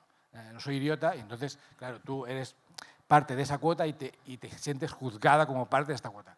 Pero yo la apretaría a muerte. Y, no sé, pues si tenemos que caer por el camino, pues caemos unos cuantos, ¿no? O sea, y te lo digo con mucha pena, porque caería yo por el camino. Pero yo qué sé, pues nos jodemos y no tengo otros beneficios. O sea, yo sin lugar a dudas estoy donde estoy porque soy hombre blanco, ¿no? Pues bueno, pues si por el camino y dentro de 10 años pues tengo que caer porque soy un carcamal, pues adiós, ¿no? Y ya me dedicaré a otra cosa. También es verdad, y no podemos olvidarnos, que yo estoy diciendo esto y puedo decir esto con la seguridad de que yo ya me dedico a esto, ¿no? Yo también entiendo a esos hombres que no se dedican a esto. Los chavales que no han empezado y que no ven hueco, ¿no? No sé cuántos, y dicen, coño, yo qué he hecho de mal, ¿no? Para que ahora sea... ¿no? Yo pondría cuotas para que nos den a las mujeres pasta para hacer las películas. Claro, coño, pues... Esto, porque mujeres hay, las de pasta y a ver qué pasa. Pelis, ¿no? Con pasta no hacemos, ¿no? Hacer misiones imposibles. Estas. Claro. Porque además creo que hay algún estudio que dice que las mujeres gestionan mejor, ¿no? Cuando se les da la producción. Creo que ponían de ejemplo la película de... Ay, se me dio el nombre de la película, de Demi Moore, La sustancia, ¿no? Que lo ponía como un ejemplo de peli súper bien gestionada. No sé, lo leí encima hace poco. ¿Ibas a decir algo? No, iba a decir que la semana pasada salió en el New York Times la lista de las 100 mejores películas de este cuarto de siglo XXI que llevamos y solo había 11 hechas por mujeres, ¿no? O sea, que a pesar de que, joder, de 2000 a 2025 ha habido claramente un incremento en la cantidad de mujeres que hacen películas, solo hay 11, que es un 11%, si no me equivoco, ¿no? Y solo entre Scorsese y no sé quién más ya eran 11, ¿no? Entre dos directores. O sea, es como que sí, pero ¿no? Claro, pero a mí lo que me pasa es que pienso... Y que bastante que haya 11, ¿eh? Ya, total. O sea, va muy lento, funciona, pero funciona muy lento, va muy lento, tardamos un montón. Corregidme si me equivoco, pero yo creo que no... O sí hay cuotas para personas racializadas. Claro, a eso voy. O sea, si entendemos que ha tardado tanto, o sea, el proceso de la mujer, ¿no? Pues al final estamos en una sociedad capitalista, muy binaria, muy tal, partimos de ahí. ¿No? Ha tardado tantos años y todavía ni muchísimo menos hemos llegado. Parece que ni siquiera hay una voluntad de integrar otras identidades minorizadas, ¿no? No la hay. Entonces, claro, si no la hay, nunca van a llegar. Si nunca van a llegar, se van a contar historias sobre estas personas de representación, pero las van a contar a otra serie de miradas. Pienso ahora en Arantxa Echevarría, ¿no? Yo sí enlazo con lo otro, pues las dos películas que tiene, una sobre, creo que se llama Chinas, tal cual la película, y la otra, Pepa y Lola, es la de las dos chicas gitanas, claro, que fue a la vez muy criticada, ¿no? Porque no es la mirada blanca diciendo tal, y dice, ya, pues es que no hay otra mirada, entonces, o contamos la historia o no la contamos, o cómo se hace o cómo se tal, ¿no? Pero a mí me parece interesante, y ya no es por una cuestión política o de militancia, porque yo la verdad que milito muy poco en el audiovisual, a mí me gusta ver películas que me gusten y que me entretengan, ¿no? No tanto que sean perfectas desde el punto de vista ideológico-político, pero es que me parece más interesante. O sea, igual que Salve María es muy interesante porque una mujer o una serie de mujeres tienen la capacidad de acceder y aportar otra mirada a algo que nunca se había mirado de esa manera. A mí me gustaría ver una película de chinas dirigida por una chica china o un chico chino. O me gustaría ver una película de personas gitanas dirigida por personas gitanas, porque tiene que ser extremadamente enriquecedor e interesante. Y yo creo que sería una película guay. Entonces me sorprende también. Bueno, no me sorprende, ¿no? Pero me parece que hay, por un lado, como mucha ceguera y mucha intención política en que determinadas personas no lleguen. Ya no me acuerdo. Pues entonces esto encaja. Sí, me acuerdo. Que es complicadísimo. Desde la Academia, yo estaba en la Junta de la Academia de Cine Catalán, y nosotros allí, una gente progre y tal, quería hacer como un estudio de quién era la gente que hacía cine en Cataluña, ¿no? Precisamente para, incluso con la voluntad de, vamos a denunciar que todos son blanquitos, que todos son hombres, que todos no sé cuántos, ¿no? ¿Qué pasa? Que pasas unos test que tienen que recibir los productores, que tienen que pasar el equipo, no sé cuántos, y no hay manera legal de hacer ese test, ¿no? O sea, como que ya es una imposibilidad, ¿no? E incluso con esta chorrada que yo digo, no digo, coño, que ponga una cuota de gente racializada, ¿no? ¿Cómo haces eso? ¿No? El marco legal que permite eso es muy complejo, ¿no? Porque, vale, ¿cómo va esto racializado? ¿No? ¿Cómo va va de tonos de piel? ¿Va de rendas? ¿Cómo funciona esta movida? O sea, como que esto de vivir en un estado, ¿no? Burocrático es una jodienda para toda esta movida. Pero no, aunque mi mensaje sea pesimista, quiero decir como que todo esto, donde estamos, que seguramente no es el mejor lugar, pero ha pasado en 2 días. Y yo me gustaría como lanzar una lanza, o sea, no sé, a que, bueno, que seamos positivos, ¿no? Que si entre todos vamos poniendo granito a granito y vamos hablando de esto y vamos haciendo charlas, vamos haciendo escuelas de pensamiento, me da a mí la sensación que dentro de 20 años, porque también las izquierdas somos que lo queremos todo ya, ¿no? Porque como las derechas lo tienen ya, lo quieren todo, y es como, bueno, tranquilos, ¿no? Es verdad que es urgente, pero creo que vamos avanzando. Y me juego la mano que dentro de 10 años, venga, va, 15. La mano, cuidado. La mano. El nivel de diversidad será mayor, igual que lo es respecto a hace 15 años, ¿no? Y lo es significativamente. Así que, bueno, que seamos positivos. Siempre positivos. Oye, ¿queréis uniros a la conversación? Que estamos aquí piqui, pero igual queréis preguntar algo, comentar algo. ¿O qué? ¿Alguien quiere preguntar algo o comentar algo? ¿En serio que no? No os puedo creer. O sea, ¿tenéis aquí a estas personas, no queréis preguntarles nada? Sigo yo, ¿eh? ¿Seguro? Última oportunidad. ¿Me puede decir? Ahí tenemos una persona. Si es que, además, a una persona mujer, esto no suele pasar, fíjate, que la primera persona en intervenir sea una... Bueno, pero a nosotras también, ¿eh? A ver si te piensas que los que estamos aquí arriba no tenemos vergüenza. Tomo notas y todo. Ojo, ¿eh? Ojo, ¿eh? Ah, que necesitas el micro, perdóname. Es que nos hemos liado antes con los micros. Ah, que tenemos micros, es verdad, que nos han descubierto.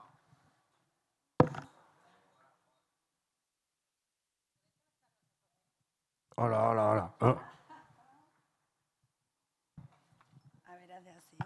Qué palo esto. Nada, bueno, qué guay escucharos, la verdad que ha sido súper guay, en serio, muchas gracias. Yo quería solo comentar, o sea, no con ninguna crítica ni nada, ¿no? Pero que tenemos aquí a dos cineastas catalanas y es como, jolín, que últimamente lo pienso mucho, ¿no? Todo el rato que salen películas súper guays, feministas, no sé qué y tal, siempre son catalanas y da como mucha rabia, o sea, no por nada, ni es una crítica ni nada, ¿no? Pero claro, es como, jolín, ¿qué pasa con el resto? ¿Qué pasa con el resto de la península y de las islas y todo, ¿no? Y entonces, eso, que no es como ninguna crítica, pero sino también un poco como, saber un poco como qué pensáis desde ese privilegio.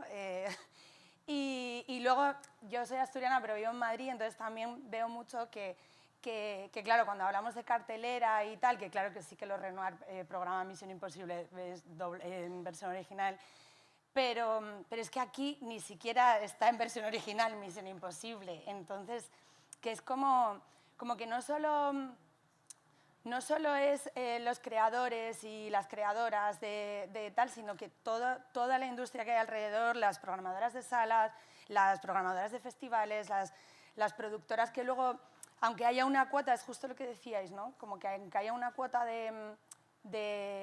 vale, necesitamos X mujeres directoras, luego te topas con que en Movistar dicen, pues no, vamos yo qué sé, no, este director que está muy bueno. Y es como, joder, no sé, que me imagino que eso también es un poco... ¿En quién estás pensando? Ay, ¿en quién Yo estoy sé en quién estás pensando. Yo sé en quién estás pensando. No, para nada, para nada. Pero bueno, eso. Y o sea, tampoco era como una pregunta, era solo como un comentario. Igual la pregunta es como esa del privilegio catalán. Y luego también lo del rollo de lo de escuchar las cosas por dos. El otro día, yo hay veces que escucho vídeos de YouTube en por dos, así como de cosas que me interesan y que las quiero escuchar rápido. Y me preguntaba un amigo que qué hago con el tiempo que me sobra y me hizo mucha gracia. En plan, claro, tú lo escuchas en por dos y luego qué haces con el tiempo que te sobra. Y no sé, la verdad que no tenía respuesta, pero nada, bueno, eso. Gracias. Pues no sé, respecto al cine que se hace en Cataluña, creo que es verdad que tradicionalmente cuando se ha hecho cine, que no ha sido siempre, o sea, siempre como ahora, ¿no? Que ha habido una apuesta muy clara y muy consciente por parte del gobierno en Cataluña de tener una cinematografía porque consideran que es un sector estratégico, entonces ha habido una inversión y hay una cinematografía, pero esto ha fluctuado, ¿no? Antes de esto había algo mucho más precario y antes pues la Escuela de Barcelona y antes, pero siempre ha sido una cinematografía que se ha caracterizado justo por ser más periférica, ¿no? Y por ser como un poco más autoral, radical en sus planteamientos, más como ir un poco a la contra de el cine industrial pensado como para grandes públicos que se hace en Madrid. Esto, que a ti te parece un privilegio, se ha ido, pero en Cataluña genera mucha frustración también y hayan habido muchos intentos para que esto no sea así, ¿no? Y en realidad cuando tú ves las políticas, cuando te reúnes con la gente, ¿no? Que quiere hacer políticas que tengan que ver con el cine en Cataluña, siempre empiezan con vamos a hacer un hit súper comercial en catalán, ¿no? Y se han habido historias de grandes fracasos, ¿no? Yo qué sé, yo pienso en películas como, yo qué sé, El Bruc, con una historia del folclore que yo no he visto, pero que vamos a hacer una película de muchos millones de presupuesto para que sea un hit comercial y resulta que no, ¿no? Quiero decir que hay una preocupación, ¿no? O sea, a ti te parece un privilegio y otros piensan, ¿qué está pasando en Cataluña? ¿Por qué no hay grandes cineastas como Santiago Segura, ¿no? O sea, no sé. Se debe, yo creo, también a que tiene que ver con el dinero, ¿no? O sea, cuando no hay mucho dinero, de pronto hay más posibilidad de hacer películas de más riesgo. No necesitas que haya un retorno, ¿no? Si tú haces grandes producciones, necesitas que haya un retorno, el riesgo se minimiza, ¿no? Y en Cataluña, pues esto, hay una industria, pero todavía hay unas aportaciones y eso está cambiando, ¿no? O sea, por ejemplo, es que se está corrigiendo. Digo, pues esto genera una frustración, se dieron cuenta, ¿no? Dice, vale, pues vamos a invertir 10 millones. Oye, pues no está mal, pero lo vamos a dividir en 20 películas. Bueno, claro, pero entonces estos son 200.000 euros para cada una. Entonces, ¿qué pasa? Hacen 20 películas pequeñas. Y oye, muy bien, porque 20 películas pequeñas, pues ya que la hago pequeña, pues la hago a mi manera, como me da la gana. Y además, a veces incluso las formas de producción también determinan la película. Cuando haces una película con menos gente, inevitablemente adaptas un tipo de lenguaje que ya es otro, ¿no? que ya es más artesanal, que ya es más, incluso a veces más libre, que ya incorpora más elementos del azar, que ya hace que la película de pronto sea incluso, el hecho de hacer películas, ¿no? de forma más precaria, hace que de pronto la película sea con un lenguaje diferente, más radical, más libre. Bueno, ahora esto se dieron cuenta, en lugar de hacer, pues vamos a conservar estos 10 para las 20 películas, pero vamos a escoger 2 que les vamos a dar a cada una 1,5 millones, ¿no? O 2 millones, o no sé cuánto es la crida, no sé cómo se dice, ¿no? La crida. Yo sé que Edu sabe. Y de pronto es justo para corregir y para que hayan grandes películas también en Cataluña, ¿no? Pero tiene que ver con el dinero que se invierte, y es verdad que, de todas maneras, siempre ha estado un poco en el ADN del cine catalán representar ese contrapeso cultural, ¿no? No, yo recojo, no soy catalana, soy la no catalana aquí, soy asturiana, y recojo la pregunta y digo, qué envidia nos dais, ¿no? Porque es que si supierais lo que tenemos aquí, o sea, echabais a correr, de verdad. Yo creo que, bueno, el caso de Cataluña es interesante, porque, claro, claramente la industria está en Madrid, digamos, y la periferia de Madrid, que tiene los recursos suficientes para producir, es Cataluña, y todo lo demás, nada, ¿no? Yo como catalán no me doy cuenta de mí mismo, ¿no? de mi propio privilegio. Yo soy de un pueblo a 40 kilómetros de Barcelona, ¿no? Y eso pues me da muchas ventajas de las cuales yo no soy consciente. Pero sí que soy consciente, sin embargo, cuando yo me pego 3 horas de AVE hacia Madrid para hacer una reunión de 1 hora y me pego 3 horas de vuelta, ¿no? Yo para hacer esa reunión de 1 hora he invertido todo el día, ¿no? Y un madrileño ha invertido 1 hora y media, ¿no? Y esto claramente es un privilegio del madrileño, igual que yo tengo otros privilegios como barceloneses. Pero es que los putos madrileños no son conscientes de ellos. Y esto me toca las narices, porque ni lo piensan. O sea, no están pensando en que, y además que Madrid se la inventaron ellos, o sea, que no había nada allí, ¿no? O sea, como que pusieron allí los reyes... mira, justo ayer hablamos con Mar de esto, ¿no? Como que los reyes pusieron allí el centro, porque los salió de las narices, lo pusieron allí y chimpum, ¿no? Pero que ellos no son conscientes de esto, ¿no? Pero los demás, si tú naces aquí, si naces en Huesca, si naces en no sé dónde, y quieres hacer cine, estás jodido. O sea, estás jodido porque tienes que... O sea, la persona que va un madrileño el fin de semana va a comer a casa de sus padres, ¿no? O va un martes a comer a casa de sus padres, ¿no? Una persona de Extremadura no va el martes a comer a casa de sus padres. Y eso genera una frustración. O sea, y lo bien que se come en casa de los padres. Y lo bien que se come. Pues eso te lo llevas. Y esa mierda te la llevas para casa, ¿no? Y tú estás allí en Madrid, que te has ido a Madrid, que tú en ese momento te piensas que eso es la rehostia. Pero la rehostia es comer en casa de tus padres, ¿no? Lo que no lo piensas bien. Entonces, claro, ese privilegio de los madrileños de poder comer los martes en casa de sus padres, ellos no son conscientes de esto. Y molaría así, como Poner cuotas antimadrileños. ¡Ah, qué licua!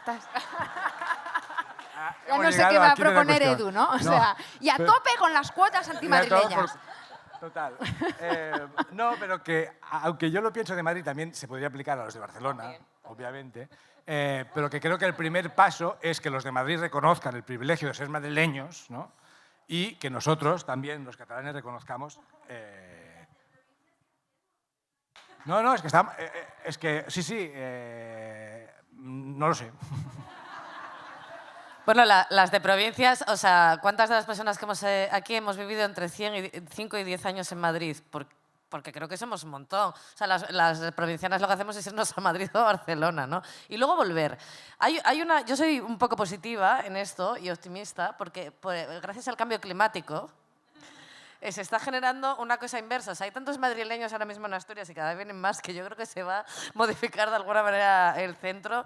Hay una cosa positiva, porque o sea, es verdad, y lo comentaba al principio, o sea, el que la industria esté focalizada en Madrid, porque es donde principalmente está focalizada, es un problema también porque no somos el sujeto creador. O sea, al final cuando se viene a grabar Asturias, a rodar Asturias, Asturias es un plató. Es un plató, no es un... Claro, yo iba a decir las de provincias, es que luego eso, entras en Galicia o entras Ya, y no es lo mismo, en sí. Euskal Herria, no tiene nada que ver con Asturias, Sí, sí. ¿no? Y yo creo que ahí sí que abogo porque seamos nosotras también las que nos responsabilicemos de por qué no somos también Galicia, ¿no? O sea, porque vale, está Cataluña, ejemplo evidente, y Madrid, pero aquí hay un descuido generalizado hacia la cultura hecha aquí, en todos los ámbitos, no solo en el audiovisual, ¿no? Y en el cine, sino incluso en la música o en otros... O sea, que somos responsables también nosotras de generar esto y construirlo, ¿no? Gracias. Aquí la claca asturiana, ¿eh? No, bueno, en Cataluña y en el País Vasco, que también hay una cierta industria, ¿no? Tienen que ver básicamente por razones que ya conocéis, que tienen que ver con razones identitarias, hay un problema político y de ahí surge una voluntad que nace como voluntad política de crear una industria. O sea, no existía esto. Hay un gobierno que decide, vamos a hacer cine en catalán y cine catalán y lo mismo en el País Vasco, y eso es, lo que significa es que tiene que haber una partida presupuestaria y un interés para facilitar todo lo que tenga que ver, ¿no?, con la creación de un tejido industrial en Barcelona, en el País Vasco, como por ejemplo tener una escuela de cine potente, ¿no? Igual que en el País Vasco ahora, por ejemplo, está Tabacalera, que también, o hay un festival importantísimo que es Donosti, que sabe clarísimamente, porque tiene una aportación del gobierno vasco, entiendo, que una de sus funciones es fomentar y poner en valor la cinematografía vasca. Pero es que, bueno, o sea, esto es voluntad política exclusivamente, o sea, y nosotras, entre nosotras y tal, pero no arribarem massa lluny, ¿eh? O sigui, a lo mejor necesitas... Quemar containers. Quemar containers.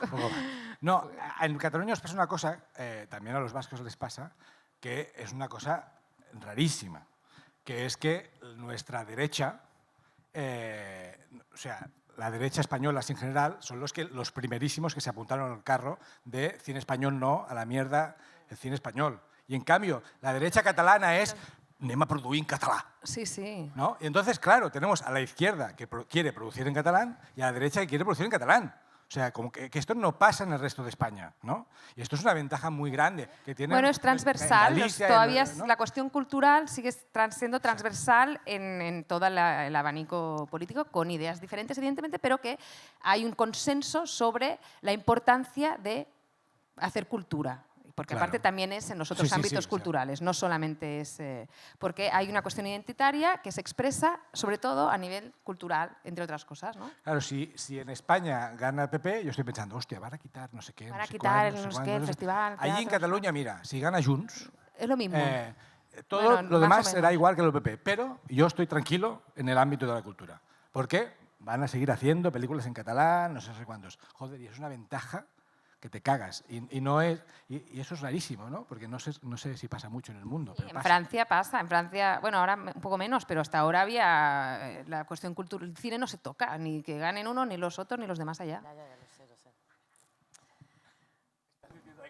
Claro, lo imaginaba, lo intuía, pero no quería... Claro, son las 3:20 de la tarde, tenemos que comer, seguir con nuestra vida. Supongo que alguien vendrá a subir la escuela, a cerrar la escuela, ¿no, Raquel? Esta información no la tengo, creo que tampoco lo sabe la organización. ¿Vais a cerrar la escuela? No se cierra, es perpetua, seguimos para siempre. Bueno, muchísimas gracias. Por dos, la cierro el doble de rápido. Muchísimas gracias a las tres, a los tres por estar aquí. Ha sido una conversación. ¿Lo habéis pasado bien? Yo me lo he pasado bien. ¿Lo habéis pasado bien por ahí, los que todavía no habéis comido? Genial. Pues... No, el objetivo era sufrir y pensar. El objetivo sí era pasarlo bien, porque además yo creo que desde aquí llevamos 3 días diciéndolo, creemos mucho en que en que la política se puede hacer también desde la celebración y desde la alegría y no hay por qué estar todo el rato tan intensas y tan serias. Así que veo que va a venir gente a cerrar, lo cual me llena de orgullo y satisfacción porque no sabía yo tal. Así que lo que voy a hacer yo es cerrar esta mesa. Muchísimas gracias a todas, a todos y a todos por estar aquí y que el cine os acompañe.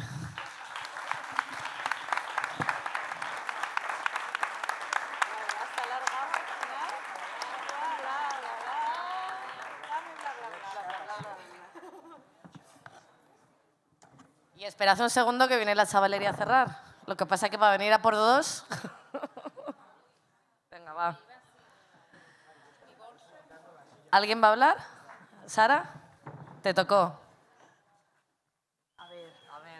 No tenemos nada planeado.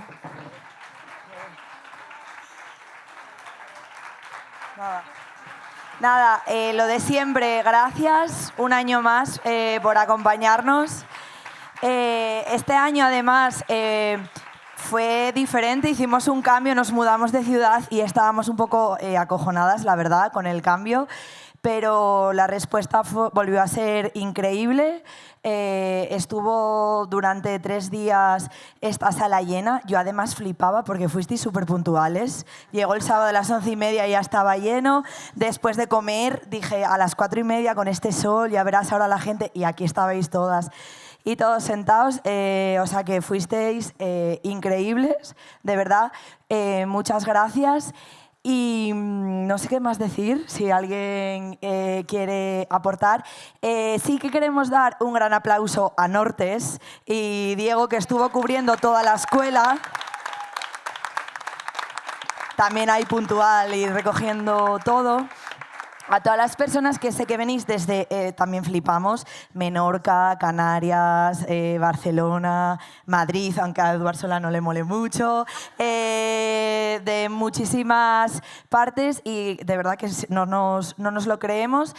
Este año yo creo que también estuvimos un poco cansadas con la escuela, ya son 6 ediciones, es muy jodido montarla, vamos siempre en la incertidumbre, no sabemos ni qué dinero vamos a tener, ni qué no dinero vamos a tener, pero yo creo que volvemos a salir con bastante las pilas cargadas.